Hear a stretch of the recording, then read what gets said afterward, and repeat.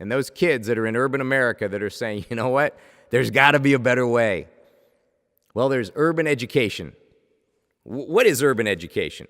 Well, urban education comes in many facets. It isn't just tutoring, but that's helpful. Someone who wants to go to college, they need to get educated, they need to get tutored. If they don't understand, they need some help. But how do you tutor someone to walk away from a gang when they're inviting you to come in and pay you money and you just have to sell some drugs and you're going to be financially taken care of? Where's that tutoring? Does that come from the parents? What if the parents are doing drugs? What happens there? Oh, well, I guess there's some friends. Whose friends? The gang friends? Those are the friends? Those of you that have children, share the fear that we have that our children are going to fall into the wrong hands one day and make a very stupid choice. And we're going to get the phone call. Okay? I don't fear every single day about that phone call from a sheriff's department, but there are people that do every single day. They hear gunshots when they go to bed. I know people that hear gunshots when they go to bed. I don't know how they do it, day in and day out. Those are the heroes, ladies and gentlemen. Those are the people we should be talking about. Well, hopefully you guys are getting a little bit of a flavor of what all the variety of things that we do are. You've heard a bunch from students kind of in popcorn fashion coming up. You heard from Hampton, who's an alumnus of Klife. You heard from Chris, talking from a much broader perspective of what can be done in our city and really across our nation if this model could be followed and would be implemented in our school systems with people going in and engaging these young people. And then you just heard from Darius, who talked about the impact of a small group in his life and then flipping off backwards at Fugitive Beach and smashing his head in the water. You know, it's kind of fun too. That's what we do, right? I mean, trust me, teenage kids are not going to come to your Bible study program like you heard many of them say if you don't know how to have fun with teenagers. I mean, just going to kill them, put them to sleep. Like, why? So we've got people on our staff that love teenagers and are gifted with teenagers, urban teenagers in particular. You don't need a whole bunch of me's coming down to urban America trying to figure this out, which is what always happens, and the kids look at them like, I don't want to hang out with this guy. But the truth is that impact is occurring, and you guys are hearing that. I've been at Klife for 4 years now. I've experienced love, joy, peace, kindness, love again, because it's that great at Klife. The Klife staff members have been very successful in teaching me the Word of God, you know. So much so that I've been able to teach the Word of God to other people in my school and stuff like that. Klife has been a great place for the youth from different schools to meet one another and get closer to God. We get together and play games and have small groups. My most favorable experience at Klife would be my first day. It was so welcoming. Elisa, which is over there in a beautiful gown, talked to me the whole time, getting to know me. I have been attending Klife for about 1.5 years now, and since I've been at Klife, I have found better ways to better myself as an individual and to reconnect with other people in better ways. I have also been able to reconnect my relationship with Jesus as a whole and to let him take over my life to help me better myself.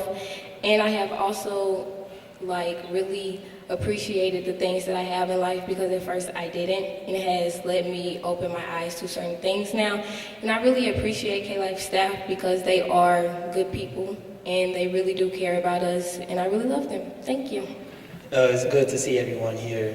The reason why I came up here at the last minute is to share what I had to say about Klife. Klife, it really brought me life. It got me out of the streets.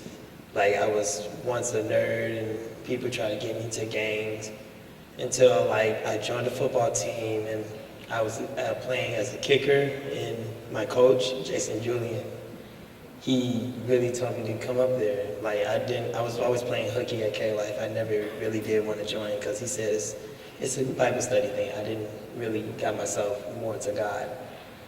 Until like he told me to come up there one time. I met so many people that went to CA, and it's also a great day to be there. I was like so surprised, like the meal, the Bible study that we had, it was just a whole life takeaway because nobody really had that. Not at my family, not at my church. My family's a church, they're all Christians, but I was just really just different from my family. People wanted me to do the bad things. I couldn't really take that initiative because I was always taking care of my grandparents. Not everybody could be like somebody. To be something, you gotta make something out of yourself. My father told me, if you do these bad things, you're gonna act like a fool and get a fool's reward. And I actually deserved that one time. I almost got shot at one time, and it kind of brought me into tears. But thank God that I was still alive to get out of harm's way. I talked to my father, I talked to Jason one time. It was my junior year. But I'm sorry if I'm getting too personal, but the reason why I'm telling you this is because Jason brought me to K-Life. He was always my pickup driver when I wanted to go to K-Life. If nobody else, it's always Jason or Jerry. But Jason let me meet him at a football field and gave me my own personal mentor named Jerry Canfor. He was also a good friend, a big brother to me, and everything else. It's like family. But K-Life, it's more than family. It's hope. It's will. It's a chance to make something out of nothing. And thank you all for letting me speak for you. Well, those of you that are spiritual in nature, we could go through several quotes, but I'm going to stay spiritually neutral because of this faith issue that we seem to have. Everybody runs the other way. But let me reiterate to you,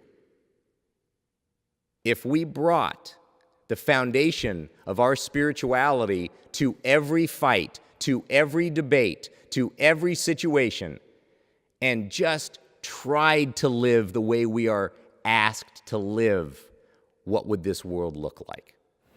But K-Life, it's more than family. It's hope. It's will. It's a chance to make something out of nothing. But just follow your heart, what the Lord's leading you to do. Help us get there. Could you imagine what we could do in this city with 50 relationship managers? High schools, middle schools, and elementary schools? I'm telling you.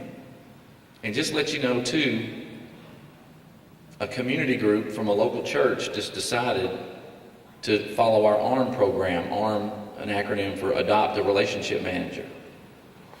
Shakita and Brian go to Vashon High School every day.